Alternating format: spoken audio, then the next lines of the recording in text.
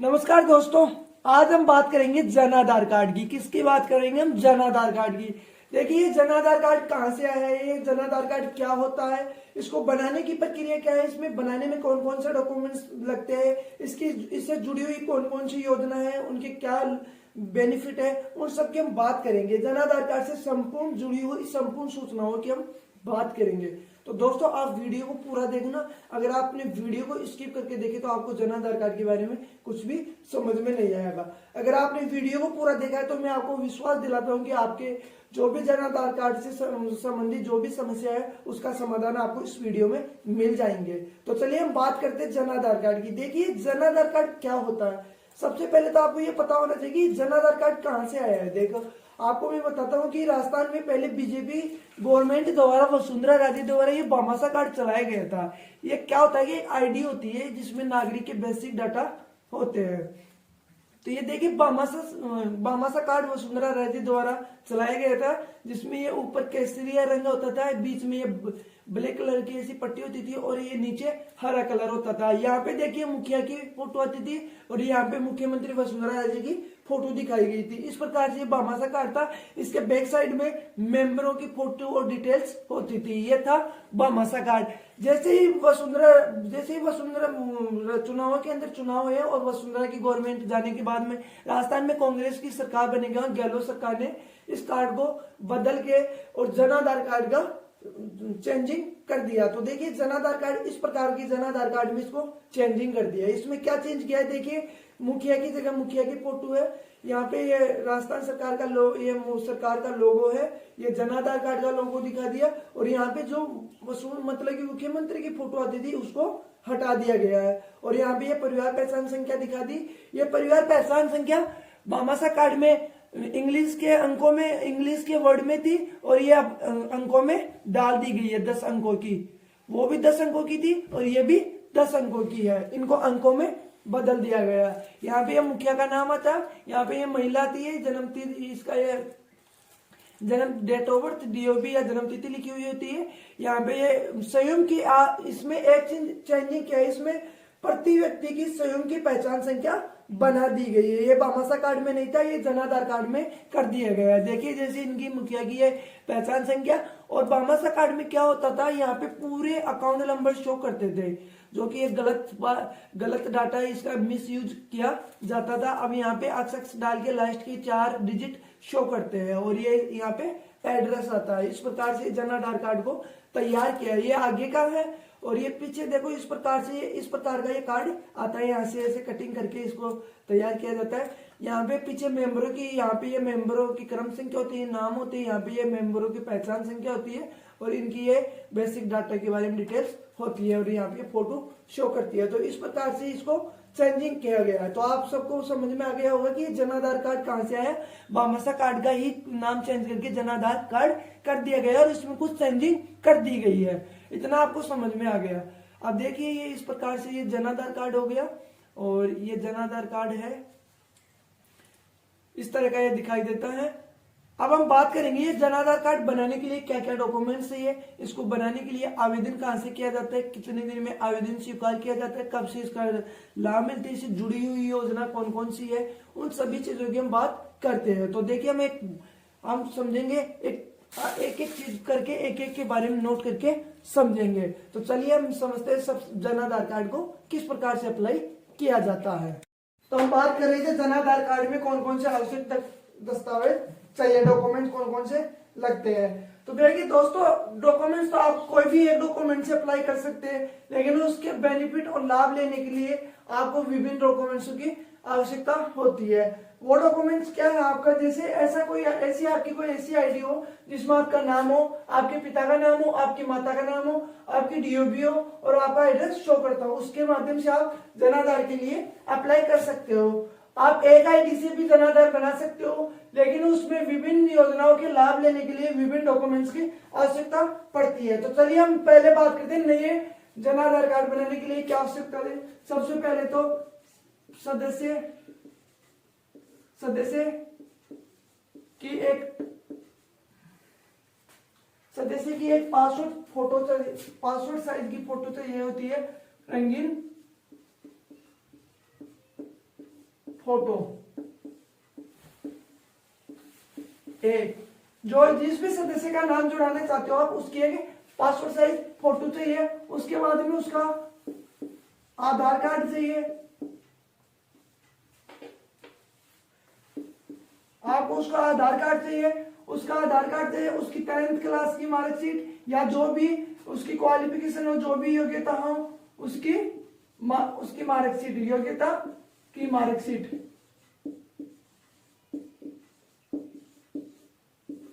उसके बाद में आपका राशन कार्ड अनिवार्य है, उसमें आपका राशन कार्ड अनिवार्य है, उसमें आपका पहचान पत्र अनिवार्य है, पहचान पत्र, आपका पैन कार्ड आप उसमें जोड़ सकते हो, आपका ड्राइविंग लाइसेंस होता है,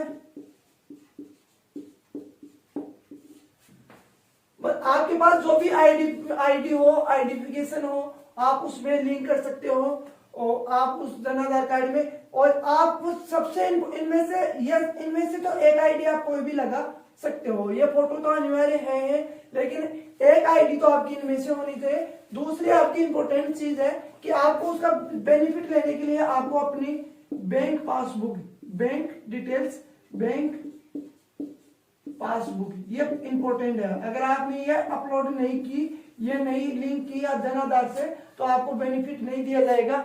आपके जो मतलब कि जो आपका सदस्य बनेगा ना जन आधार कार्ड में, उसकी तो ये अनिवार्य है, उसमें तो आपको कोई ऑप्शन नहीं मिलेगा कि आप उसके दूसरी अपलोड कर सकते हो या क्या दूसरी की लगा सकते हो क्या।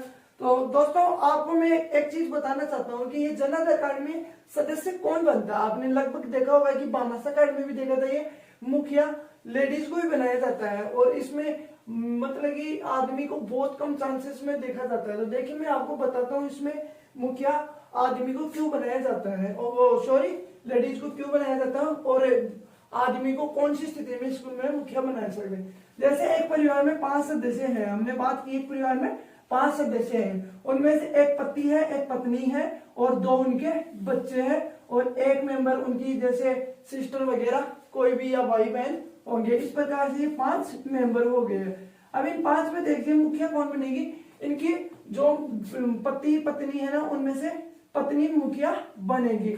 अब देखिए पत्नी मुखिया क्यों बनेगी, क्योंकि ये पहले से ही इसमें पति पत्नी को ही मुखिया, लेडीज को ही मुखिया बनाया गया है भामाशाह कार्ड में, और वो का वही सिस्टम इसमें जन आधार में रखा गया है। तो अब इस स्थिति में पति को मुखिया कब बनाया जाए, जैसे कभी किसी के परिवार में जैसे या पत्नी की एक्सपायर हो जाए या पत्नी ना हो, उस स्थिति में मुखिया आदमी को बनाया जाता है। बाकी इसमें मुखिया पत्नी को ही बनाया जाता है। जो भी मुखिया बनने के योग्य है उनको मुखिया बना दिया जाता है। ये मुखिया वाला समझ में आपके आ गया होगा। अब हम बात करते हैं आगे। इसमें देखिए ये बैंक पासबुक की अनिवार्य क्यों है, और ये बाकी डॉक्यूमेंट्स हमने बात कर ली। ये तो डॉक्यूमेंट्स की, ये डॉक्यूमेंट्स तो अनिवार्य है आपको। ये सारे डॉक्यूमेंट्स साथ में, अगर आप इसी के साथ जैसे अप्लाई कर रहे हो, अप्लाई के साथ ही अगर आप आपका आय प्रमाण पत्र, जैसे आय प्रमाण पत्र होता है, आय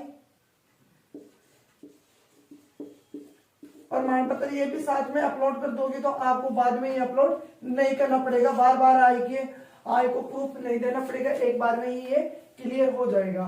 तो अब देखिए इन सब डॉक्यूमेंट्स को अपलोड करने के बाद में अब इसको अप्लाई कैसे किया जाता है।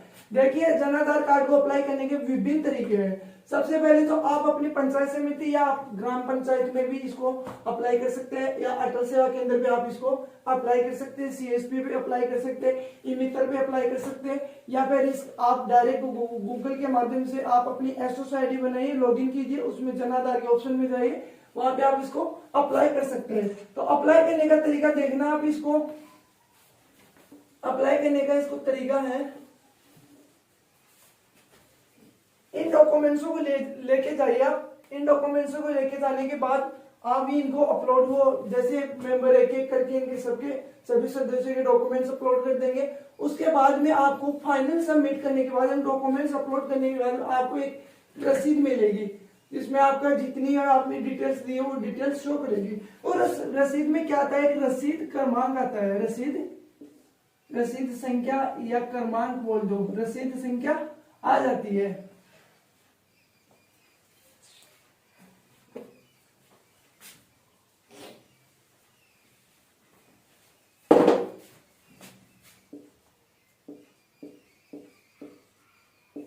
रसीद संख्या आ जाती है। ये रसीद संख्या मिलने के बाद में आपका ये जन आधार आपके जैसे पहले तो उसमें ब्लॉक अधिकारी पे चेक होता था, आजकल जैसे आपकी विकास वीडियो के पास चला जाता है, वीडियो के पास चला जाता है। वीडियो चेक करने के बाद में आपके उससे अगले अधिकारी के पास चला जाता है, उसके अधिकारी फिर सिस्टम पे जाता है, सिस्टम से जनरेट होने के बाद में आपको ये जन आधार आपका रेडी हो जाता है। इन संपूर्ण प्रक्रिया में आपको 20 से 25 दिन लग जाते हैं, 20 से 25 दिन लग जाते हैं।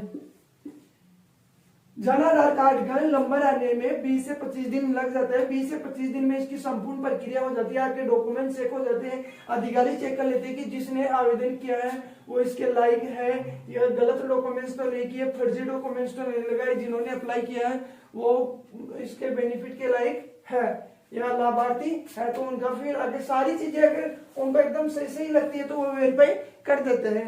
वेरीफाई करने के बाद में आप ये रसीद संख्या मिल जाती है, तो आप इस रसीद संख्या के माध्यम से आप इसका लाभ ले सकते हैं। आप कहीं भी जाइए, आप उसकी रसीद संख्या दीजिए और आप जन आधार की जगह उसका यूज कर सकते हैं।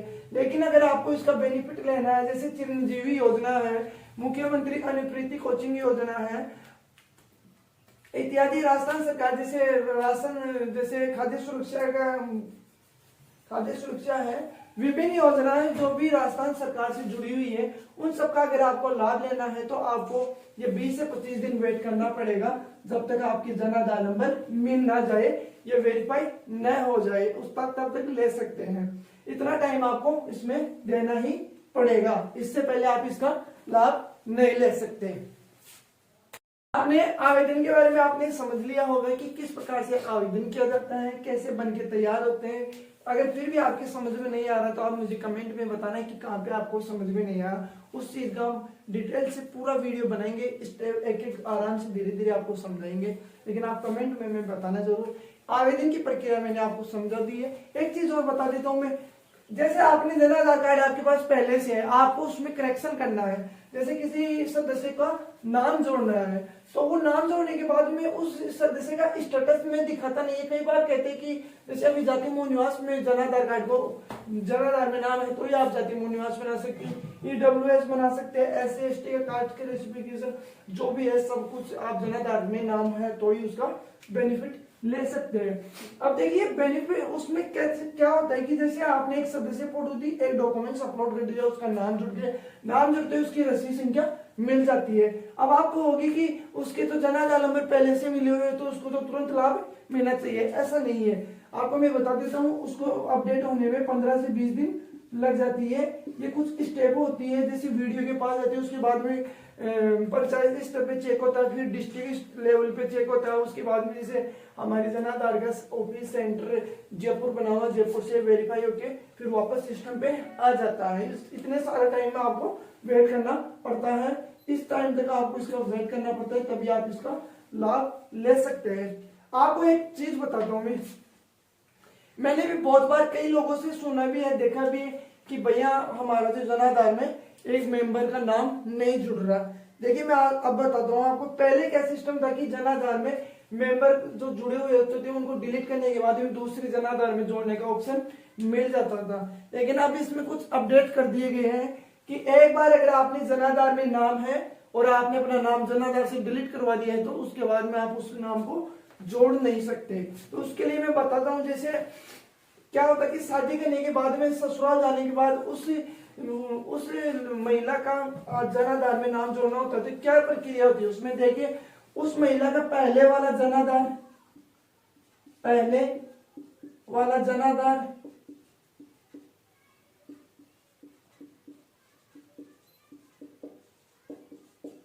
और उसके ससुराल वाला जन आधार,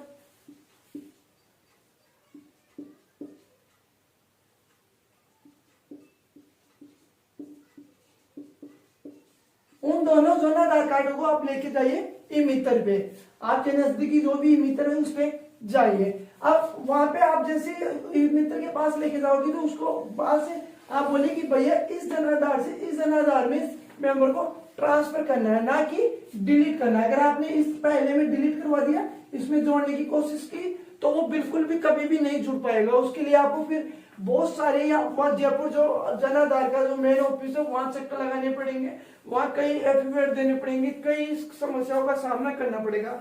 इसलिए आप सीधे से जाइए और बोलिए भैया इस पहले वाले जन आधार में से इस जन आधार में इस मेंबर को ट्रांसफर कर दीजिए। अब ये ट्रांसफर की प्रक्रिया में 25 से 30 दिन लग जाते हैं, 25 से 30 दिन का वेट करना पड़ता है। अब ये ट्रांसफर किस लिए, कौन से डॉक्यूमेंट्स लगेंगे, मैं आपको सबसे इजी सा तरीका बता देता हूँ। सबसे पहले आपके पास विवाह पंजीकरण होना चाहिए। अगर आपके पास विवाह पंजीकरण है तो उसके माध्यम से ही आपका ये नाम ट्रांसफर हो सकता है, हो जाता है। उसके अलावा और कोई डॉक्यूमेंट्स देने की आवश्यकता नहीं होती है, ना कोई एफिडेविट लगता है, ना कोई गवाह लगता है, ना कोई आधार कार्ड है। सारी डिटेल्स वो आ जाती है और इसमें जुड़ जाता है। इसमें जुड़ने के बाद आप करेक्शन करवा सकते हो, जैसे पति का नाम जोड़ सकते हो, उसकी वार्षिक आय चेंज कर सकते हो, उसका एड्रेस चेंज कर सकते हो, उसमें कुछ भी करेक्शन कर सकते हो, जो जो आपको डिटेल्स डालनी हो वो डाल सकते हो। लेकिन इतना करने के बाद में ही ये आप करना, कि ना कि डिलीट करने के बाद में आप नए में जुड़ाना। इसलिए डिलीट तो कभी भी मत करना। इसमें फैमिली ट्रांसफर करवाना है, स्थानांतरण, जिसको हम स्थानांतरण बोलते हैं। इतना आपको ये जन आधार के बारे में ध्यान रखना। देखिए मैंने आपको बताया जन आधार कार्ड बनाने के लिए कौन से दस्तावेज चाहिए, कौन कौन से डॉक्यूमेंट्स आवश्यक है, मैंने बता दिया। एक सदस्य की पासपोर्ट साइज फोटो होनी चाहिए। इन सभी आईडियों में से एक आईडी आपके पास होनी चाहिए। और साथ में अगर आपको बेनिफिट लेना है, सरकारी योजनाओं का लाभ लेना है, राजस्थान सरकार से जुड़ी हुई विभिन्न योजनाओं का लाभ लेना है, तो बैंक पासबुक और ये सभी डॉक्यूमेंट्स अपलोड होना अति आवश्यक है। अगर ये सारे डॉक्यूमेंट्स अपलोड नहीं है तो आप सरकारी योजनाओं का लाभ नहीं ले सकते। जन आधार से जुड़ी हुई विभिन्न योजनाओं का लाभ लेने के लिए आपको ये जुड़ना पड़ेगा। फिर मैंने बता दिया रसीद संख्या कितनी, कि इस रसीद संख्या हमें काम में आती है या नहीं आती है, बेनिफिट मिलता है नहीं मिलता, ये प्रोसेस बता दी। 20 से 25 दिन के लिए वेरीफाई हो जाता है। एक जनाधार से दूसरे जनाधार में नाम जोड़ने की प्रक्रिया मैंने समझा दी आपको। तो अब हम बात करते हैं खाद्य सुरक्षा की। जन आधार कार्ड में खाद्य सुरक्षा की क्या क्या योगदान है। देखिए आजकल क्या करती है कि राजस्थान सरकार ने, अगर आपको खाद्य सुरक्षा का लाभ लेना है तो जन आधार कार्ड से लिंक कर रखा है। जैसे एक जन आधार कार्ड की मैं बात करता हूँ, अगर 10 मेंबर है तो इन 10 मेंबरों का नाम जन आधार कार्ड में आधार से राशन कार्ड की सीडिंग की हुई अनिवार्य होना चाहिए।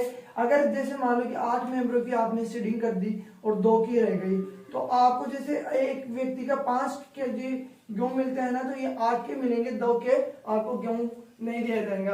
आपको तभी 10 के 10 मेंबरों का लाभ मिलेगा जब इन 10 के 10 मेंबरों के आप राशन कार्ड से जन आधार कार्ड की सीडिंग कर लोगे।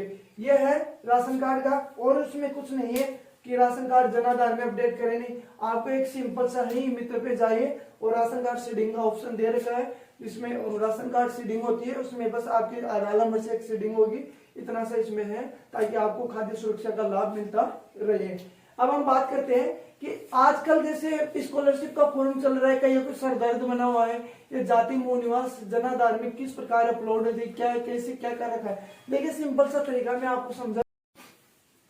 देखिए हम बात करते हैं पहले मुख्यमंत्री चिरंजीवी योजना। इससे हॉस्पिटलों में 5 लाख तक का आपको इलाज दिया जा रहा है फ्री। वो किस प्रकार से आपको लाभ दिया जाएगा।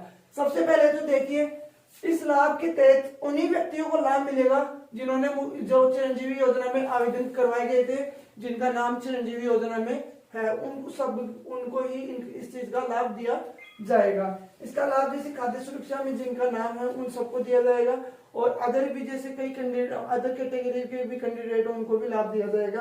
तो इसका लाभ किस प्रकार से मिलेगा। सबसे पहले तो आपके पास जन आधार होना चाहिए। होने के बाद में जैसे आप जाइए कि चिरंजीवी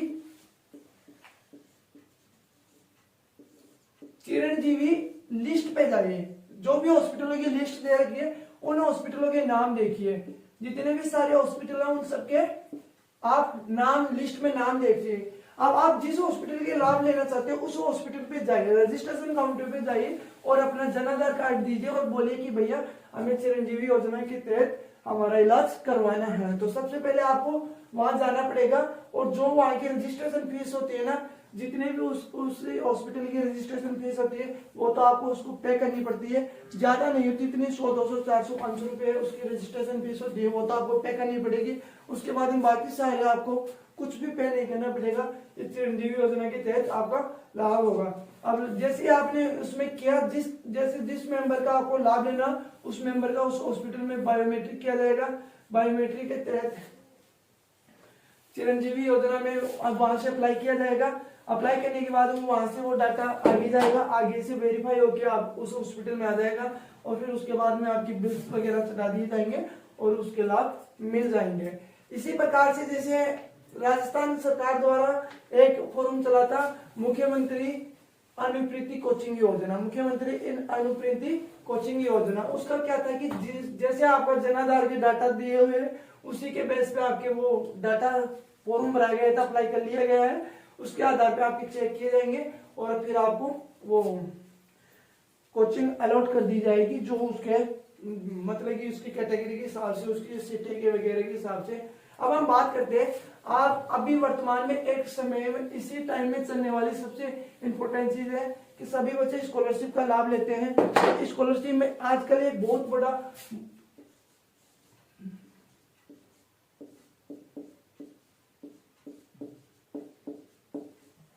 मूल निवास जाति प्रमाण पत्र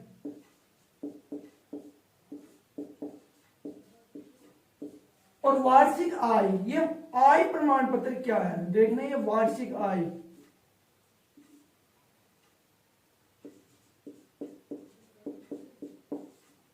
वार्षिक आय प्रमाण पत्र। जैसे आप स्कॉलरशिप का फॉर्म भराने जाते हो और जाते ही आपके एसओसाइडी लॉगिन करते हो, लॉगिन करने के बाद में एसडीए पोर्टल पे जाते हैं, आप स्कॉलरशिप के लिए आवेदन करते हो। आवेदन करते ही आपका एक एरो आता है कि sorry you are not update Jan Aadhaar card.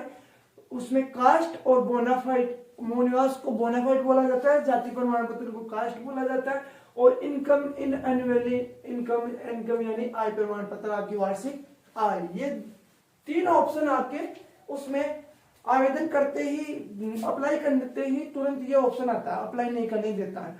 अब बहुत सारे लोगों को ये नहीं पता कि कहाँ से ये अप्लाई होगा, किस प्रकार से होगा, क्या डॉक्यूमेंट्स है। कई तो जाते हैं भैया नए जाति मूल निवास बना दो, जनाधार में अपडेट करना है। अरे मैं बोल रहा हूँ कि आपको नए बनाने की आवश्यकता नहीं है, पुराने वालों से ही हो जाएंगे। बस आपको थोड़ा सा इसका नॉलेज नहीं है कि आप कहाँ से क्या करोगे। देखो मैं आपको बता देता हूँ, आप अपना जनाधार कार्ड लेके जाइए, किसी भी मित्र के पास जाइए, जाने के बाद वहां पे ऑफलाइन सीडिंग का ऑप्शन डाला है, ऑफलाइन सीडिंग के ऑप्शन पे वो टिक करेंगे, टिक करने के बाद में आपकी कास्ट और बोनाफाइड के दोनों ऑप्शन आएंगे, वहां करने। लेकिन एक कंडीशन उसमें डाली है कि उसी का जाति और मूल निवास अपडेट होगा जिसके पास टोकन नंबर वाला जाति और मूल निवास है। सन 2018 के बाद में जितने भी ई मित्र से आवेदन किए हुए हैं या सीएसपी से जाति मूल निवास के, उस सब में टोकन नंबर अवश्य मिलेंगे देखने को। उससे पहले के बनाए हुए हमें टोकन नंबर नहीं मिलेगा। तो टोकन नंबर लगाने के बाद में जैसे ही वो टोकन नंबर लगाएंगे, आपके टोकन नंबर लगाने के बाद सर्च करेगा, आपकी पूरी डिटेल्स ले ली जाएगी, सेव डाटा करके आपकी ई केवाईसी होगी। ई केवाईसी 3 प्रकार से हो रही है, आप ओटीपी के माध्यम से करा सकते हो, बायोमेट्रिक के माध्यम से करा सकते हो, और एक ऑप्शन और डाल दिया आइज वाला, आजकल ये डाल दिया आइज। अगर किसी की ये दोनों नहीं आते तो आइज, उसके आइज स्कैनिंग किए जाते हैं, और आइज बायोमेट्रिक रैंकिंग मशीन आती है, उससे स्कैनिंग किया जाता है। इस प्रकार से केवाईसी हो जाती है। तो ये अब बस ये सिंपल सा था। अब ये आय प्रमाण पत्र वाला उसमें सीडिंग में नहीं होगा। सबसे मेन इंपॉर्टेंट चीज यही है कि यह आय प्रमाण पत्र कैसे अपलोड होगा। तो मैं आपको बता देता हूँ, ये तो तुरंत हो जाएगा। आपको जैसे ये किया 1 सेकंड के अंदर ही आपके अपडेट हो जाएंगे, आगे फॉर्म खुल जाएगा। लेकिन ये आय वाला एरो फिर से दिखाएगा आपको, ये आगे नहीं जाने देगा। इसके लिए आपको क्या करना है, आपको ई मित्र पे जाना है और जनाधार कार्ड से सीडिंग करवाना है, सॉरी तो वहां पे एडिटिंग करवाना है। क्या करवाना है? एडिटिंग करवाना है। एडिटिंग में आप जाओगे, अपनी खुद की जैसे वो अपने जनाधार में खुलेंगे, सभी सदस्यों की डिटेल खुल जाएगी। जिस सदस्य की आपको अप्लाई करना है उस सदस्य के ऑप्शन पे जाइए। ऑप्शन जाने के बाद वहां पे वार्षिक आय अलग अलग प्रकार से दी हुई होगी, जैसे 5,000 से 20,000 तक दी हुई है, 20,000 से 50,000 तक का ऑप्शन है। ऐसे ही 50 से 1.5 लाख तक का है, 1.5 लाख से ऐसे 2.5 लाख तक का मिलेगा, 2.5 से ऐसे 2, 5 ऐसे, मतलब कि विभिन्न सारे उसमें ऑप्शन मिलेंगे। या फिर उसमें अदर्स का देखिए आप अपने फील्ड वैसे भी कर सकते हैं, आपकी जो आए होंगे, लेकिन यहाँ तक तो ये लगभग ऐसे ऑप्शन मिलेंगे। अभी क्या है कि आपको अगर आप 20 से 5,000 से 20,000 तक के ऑप्शन को आप सिलेक्ट करते हो तो आपको उसमें कुछ भी करने की, कोई डॉक्यूमेंट्स लगाने की आवश्यकता नहीं है कि अपलोड करना पड़ेगा, या आप ऐसे ही उसको करा के अपडेट करा के उसको वेरिफिकेशन के लिए भिजवा दीजिए। अब वेरिफिकेशन के लिए भिजवाने के बाद आपको यहाँ वेट करना पड़ेगा 15 से 20 दिन का, 15 से 20 दिन का, या आगे चेक हो क्या आएगा। उसके बाद में आपका ये अगर सिस्टम से सफलतापूर्वक सक्सेसफुल हो जाता है तो आपका ये क्लियर हो जाता है। अगर उसमें कुछ कमी होती है या कुछ पेंडिंग वगैरह, कोई जैसे 2-3 अधिकारी चेक करते हैं उनमें से कोई कमी निकाल देता है तो आपको वो फिर से करेक्शन करना पड़ेगा। उसके बाद में ही आप स्कॉलरशिप का फॉर्म यानी कि छात्रवृत्ति का लाभ ले सकते हो। ये छात्रवृत्ति का आवेदन तभी कर सकते हो आप ये तीनों चीजें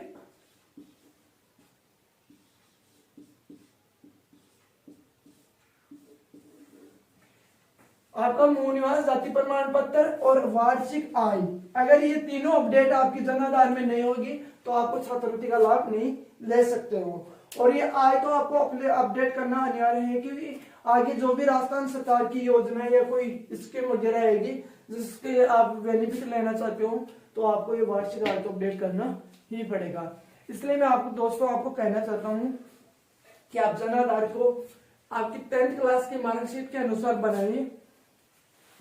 जिस प्रकार से उसमें डाटा दिए हुए हैं, नाम, अपना नाम 10th की मार्कशीट के अनुसार कीजिए, अपना पिता और माता का नाम उसके अनुसार कीजिए, अपनी डीओबी, जैसे राजस्थान सरकार द्वारा कोई भी योजना आती है तो उसका लाभ में, जैसे मान लो कि कई बार ऐसे आते हैं कि कई फॉर्म ऐसे होते हैं उसमें 1 या 2 दिन या 3 दिन के लिए या 4 दिन के लिए ही वो डेट रखी जाती है। अब 3 या 4 दिन में आपका ये अपडेट नहीं होगा। मैंने पहले ही बता दिया कि 15 से 20 दिन ये वही है जिनमें सरकारी छुट्टी नहीं है, सरकारी छुट्टियों को काट के गिना जाएगा। जैसे लगातार 3 दिन की छुट्टी आ गई और आपने अपडेट करवाई हुई 23 दिन हो गए और आपको अपडेट नहीं हुआ तो भैया वो 3 दिन तो सरकारी छुट्टी ही कट गई, कर्मचारियों ने काम नहीं किया। तो सरकारी छुट्टी कटने के बाद में ही ये 15 से 20 दिन, इस चीज का आप ध्यान रखना। तो जैसे आपको 3, 4, 5 दिन मिलते हैं उसके बाद में आपका वो अपडेट नहीं होगा, आप उस योजना से वंचित रह जाओगे, लाभ नहीं मिलेगा, फिर बोलोगे हमें बताया नहीं, ऐसा भी हो सकता है क्या। इसलिए मैं कहना चाहता हूँ आप सभी से कि आप अपने जन आधार को अपनी 10th की मार्कशीट के अनुसार तो पूरे उसमें डाटा, जैसे नाम, पिता का नाम, माता का नाम, अपनी डेट ऑफ बर्थ और अपना एड्रेस आधार के अनुसार कीजिए। और आपको एक चीज और बता देता हूं मैं कि आप अपने आधार कार्ड से उसे लिंक कीजिए। सबसे पहले आपको उसको आधार से लिंक करना अनिवार्य है। जब तक आप उसको आधार से लिंक नहीं करोगे उसका बेनिफिट कुछ भी नहीं ले पाओगे। और आपकी बैंक पासबुक, मैंने अभी कुछ बहुत सारे देखे कि जैसे क्या करते हैं कि जो सदस्य मेंबर होता है उसकी तो बैंक की पासबुक अपडेट करा देते, बोले उसमें तो पैसे आएंगे, अपने पैसे कहाँ आएंगे। मैं बोल रहा हूँ कि आपको अगर लाभ लेना है अपने खुद के संपूर्ण सदस्यों की बैंक की पास डिटेल्स अपडेट करके रखी है। अब आपको मैं बताता हूँ कि मैंने बहुत सारे ऐसे केस भी देखे कि ये जनधन खाते क्या होते हैं। देखिए जनधन अकाउंट उसी का है 2017 तक के भारत सरकार द्वारा डाटा मतलब कि संग्रहित कर लिए गए हैं। जिनका जनधन लिस्ट में नाम है उनका तो देख पैसे अभी आएगा। उसके बाद में अभी तक डाटा उन्होंने कोई अपडेट नहीं किया है। जैसे ही अपडेट करेंगे जो लाभार्थी है, जैसे अभी नए अकाउंट खुल रहे हैं सीएसपी पे, बीसी सीएसपी होती है ना, उस पर जनधन अकाउंट अभी भी खुल रही है, उनके अभी लिस्ट में डायरेक्ट नाम चढ़ जाते हैं, लेकिन उनके जैसे अभी परिवार को लाभ नहीं दिया जाता। उस मेंबर को या वो चाहे लड़का हो या लड़की, लड़कियों के तो अकाउंट में अभी भी जनधन के पैसे आते हैं जो भी भारत सरकार द्वारा या राजस्थान सरकार द्वारा कोई भी नई स्कीम दी जाती है। जैसे कोविड के अंदर उनको कुछ सहायता राशि दी गई थी तो जनधन अकाउंट जिनके भी थे उनके सबके अकाउंट में थोड़े वो 500 की या 1000 रुपए की किस्त डाल दी गई थी। लेकिन अगर नॉर्मल अकाउंट आप उसको जनधन बनाना चाहते हो तो वो अभी आपका संभव नहीं है। वो भारत सरकार या मोदी सरकार, राजस्थान सरकार से तो ये जनधन होगा नहीं, ये भारत सरकार द्वारा ही होगा। तो भारत सरकार ने पता नहीं अब केंद्र की सरकार कब इसे अपडेट करेगी, इसका तो मेरे पास भी कोई डाटा नहीं है। और मैं दोस्तों आपको मैंने जितना जनधन कार्ड के बारे में जितना बताया है उतना मैंने शायद लगभग सारा डाटा ले लिया है। फिर भी अगर कुछ छूट गया और कुछ आपकी समझ में नहीं आया है तो आप मुझे कमेंट करके बताना कि मुझे भैया इस चीज